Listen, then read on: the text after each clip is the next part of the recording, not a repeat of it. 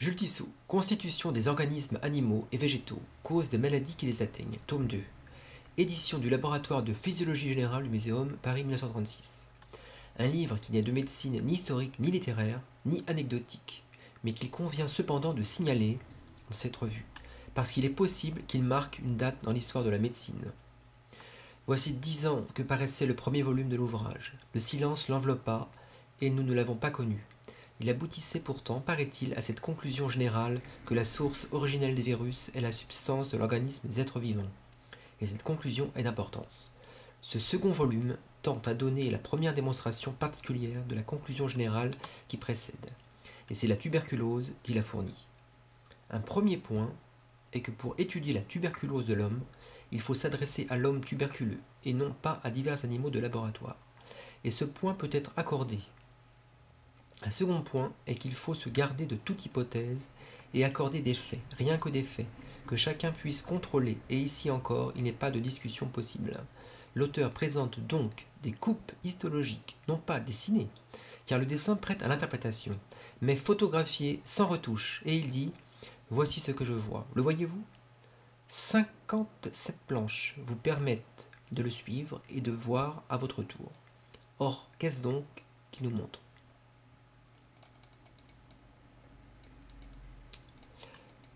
D'abord, les éléments qui constituent le tissu tuberculeux. Ensuite, l'origine, la nature et le développement de ces éléments.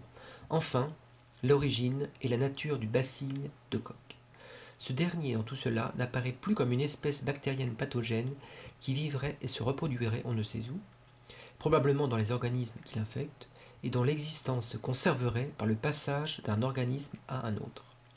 Il semble bien avoir ces coupes que notre bacille de Koch est la mitochondrie ou élément constitutif normal des éléments anatomiques, mais une mitochondrie qui végète d'une façon anormale, parce que les conditions du milieu dans lequel elle vit sont changées.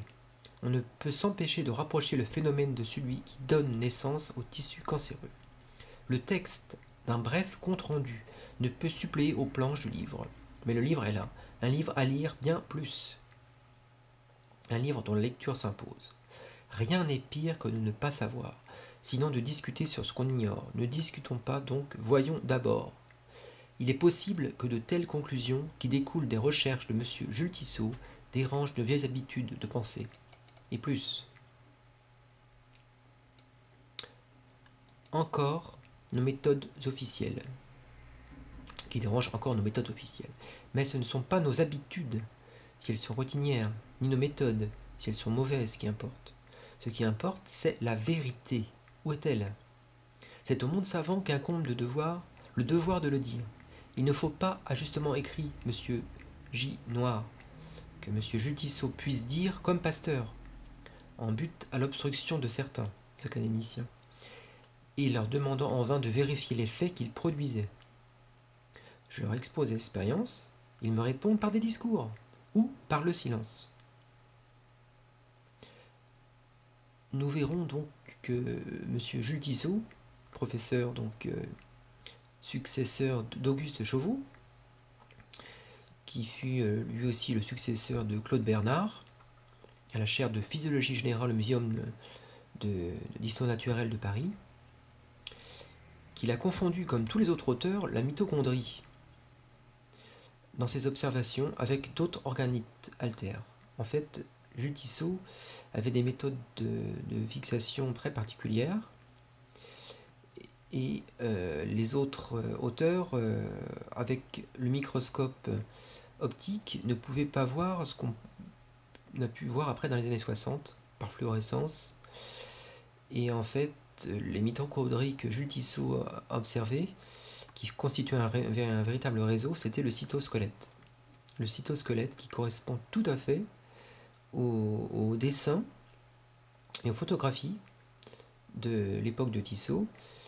Elles correspondent, je le montrerai dans un autre document, au cytosquelette.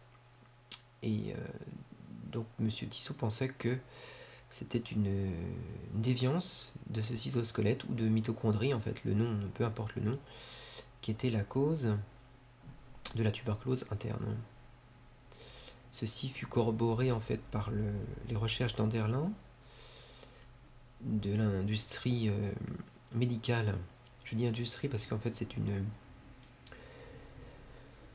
un bâtiment important en fait qui ressemble à une usine en Allemagne qui conçoit des médicaments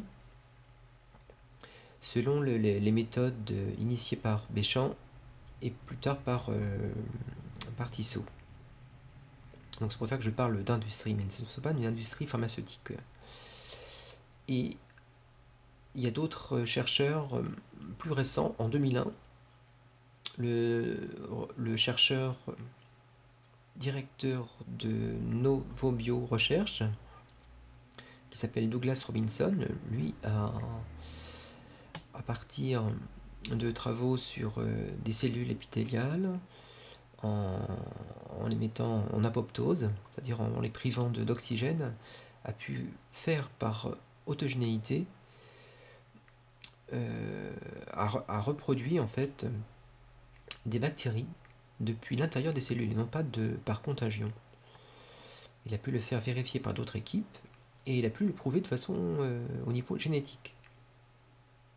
C'est-à-dire qu'on a pu retrouver des liens génétiques forts entre les organismes initiaux, vivants, où se sont produits ces transformations à l'intérieur des cellules, et des bactéries. Ce qui prouvait véritablement que les bactéries se sont produites de façon autogène et non pas de façon exogène, hétérogène, à l'extérieur. Ce qui ne veut pas dire que toutes les bactéries viennent de l'intérieur, mais que certaines bactéries viennent de façon autogène.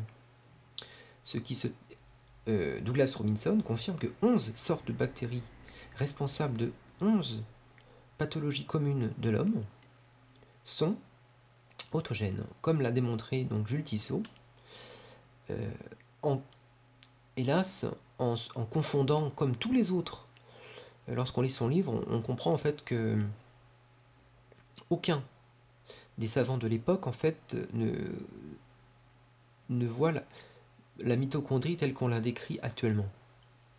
Voilà, c'était ça une des erreurs de Jules Tissot, mais pourtant tout le reste tient la route, et notamment toutes ces expériences sur le bacille tétanique et le bacille diphtérique.